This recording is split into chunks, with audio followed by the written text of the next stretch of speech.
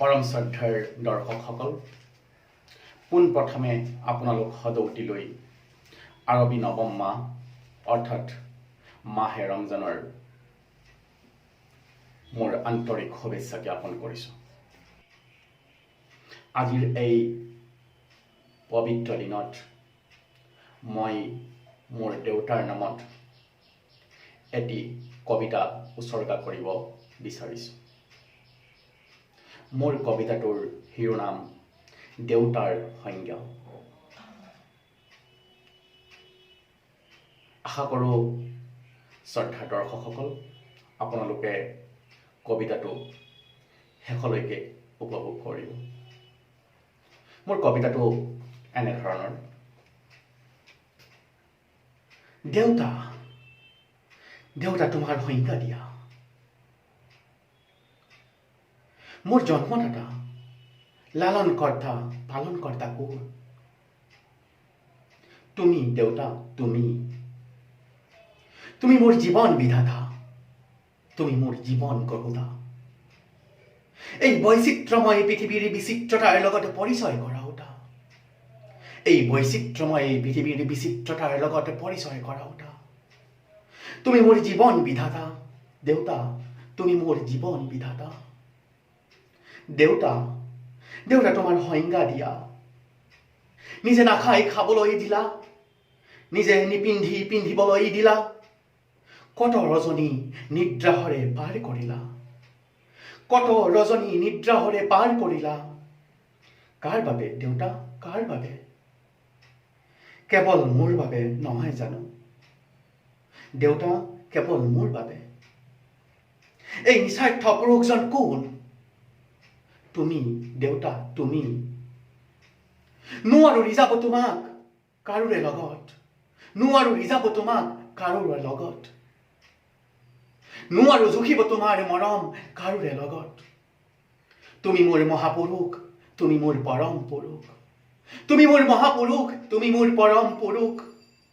তুমি মোৰ যুগ যুগান্তৰৰ নিৰ্ভীক সেনা। তোমাৰ অবিৰত যুদ্ধৰ প্ৰতিৰক্ষণে গঢ় দিলে মোৰ এই ৰসাল জীৱন। তোমাৰ অবিৰত যুদ্ধৰ প্ৰতিৰক্ষণে গঢ় দিলে মোৰ এই ৰসাল জীৱন। অক্লান্তভাৱে দুলি থাকিলা ওখ বিৰিখৰ দৰে, অক্লান্তভাৱে দুলি থাকিলা ওখ বিৰিখৰ দৰে। মোৰ জীৱনৰ সকলো কঠিনতা দূৰতে বিদূৰ কৰিবলৈ তোমাৰ শৰীৰৰ টোপাল টোপে ঘাম বুৱাই খেতি কৰিলা এই বিশাল খেতি পথাৰত। তোমাৰ শৰীৰৰ টোপাল টোপে ঘাম বুৱাই খেতি কৰিলা এই বিশাল খেতি পথাৰত। মোৰ জীৱন ভঁৰাল চহকী কৰিবলৈ, মোৰ জীৱন ভঁৰাল চহকী কৰিবলৈ সকলো কৰিলা দেউতা, তুমি সকলো কৰিলা। ত্যাগ, পৰিশ্ৰম, কষ্টবোৰ যেন তোমাৰ বাবে আছিল এটা ঘড়ীৰ ছেকেণ্ডৰ কাঁটা সদৃশ।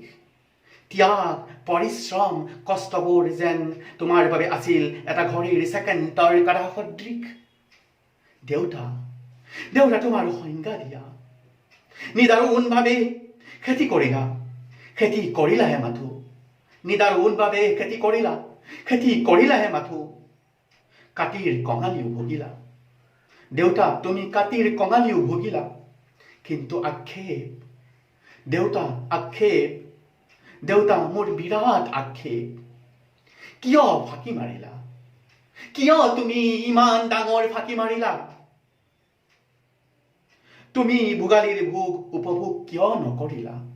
দেউতা, তুমি ভোগালীৰ ভোগ কিয় উপভোগ নকৰিলা? ৰঙালীৰ ৰঙো নাচালা তুমি, তুমি ৰঙালীৰ ৰঙো নাচালা।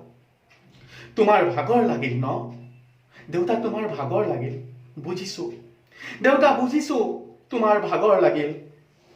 আজি নীৰৱ নিস্তব্ধ হৈ শুই আছা কিয়? আজি নীৰৱ নিস্তব্ধ হৈ শুই আছা কিয়? ইমান নিৰিবিলি কবৰত আজি নীৰৱ নিস্তব্ধ হৈ শুই আছা কিয়? ইমান নিৰিবিলি কবৰত এবাৰ ফোন কৰা না মোলৈ দেউতা, এবাৰ ফোন কৰা না মোলৈ দেউতা, মাত্ৰ এবাৰ ফোন কৰা। বাবা ক'ত আছা, সোনকালে আহা। বাবা ক'ত আছা, সোনকালে আহা। ইফতাৰৰ সময় হ'ল। বাবা ক'ত আছা, সোনকালে আহা। ইফতাৰৰ সময় হ'ল। আব্বা মোৰ সঁচাকৈ বৰ মনত পৰিছে আব্বা মোৰ সঁচাকৈ বৰ মনত পৰিছে তোমাৰ সেই ফোন কলটোলৈ তুমি পাহৰি গলা চাগে আজি প্ৰথম ৰমজানৰ প্ৰথমটো ইফতাৰ আব্বা তুমি পাহৰি গলা চাগে আজি প্ৰথম ৰমজানৰ প্ৰথমটো ইফতাৰ আব্বা তোমালৈ ভৰকৈ মনত পৰিছে তুমি য'তেই আছা সুখত থাকা আব্বা তুমি য'তেই আছা সুখত থাকা শান্তিত থাকা বেছি নালাগে তুমি মোৰ বাবে যিমান কৰিলা সিমানখিনিকে যাতে পৰম কৰোণাময়ে প্ৰতিদান ৰূপে তোমাক প্ৰদান কৰে